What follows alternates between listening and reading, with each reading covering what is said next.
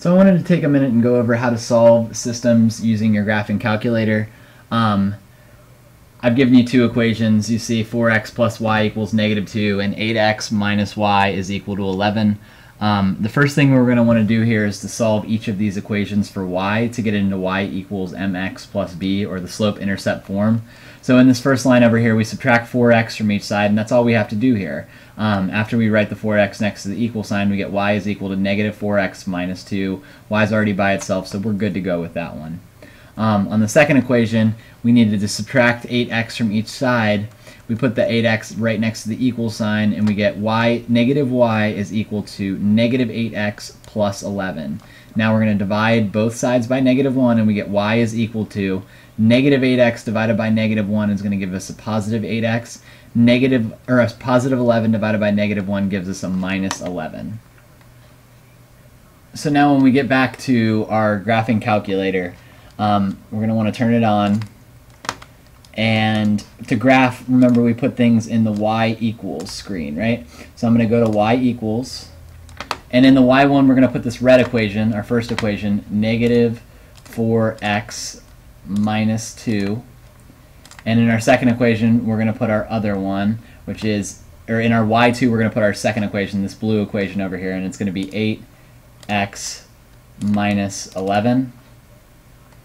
And we can graph to see this, and as you can see, our solution is going to be down here, but I'm not entirely sure of what that intersection is.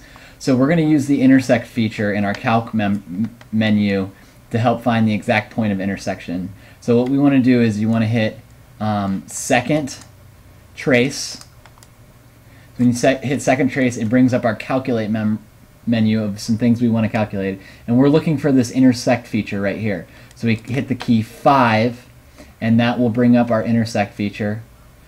And now basically all you have to do is hit enter 3 times. If all you have is 2 lines, when it says first curve, it's saying select the first line, and it was selecting that line right now.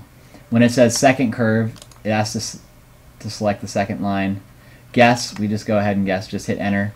And we can see 0.75, -5 is our solution.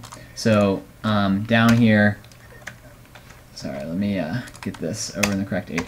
After we find the intersection, so the solution to the equation would be, remember we write this as a 0.75 comma -5.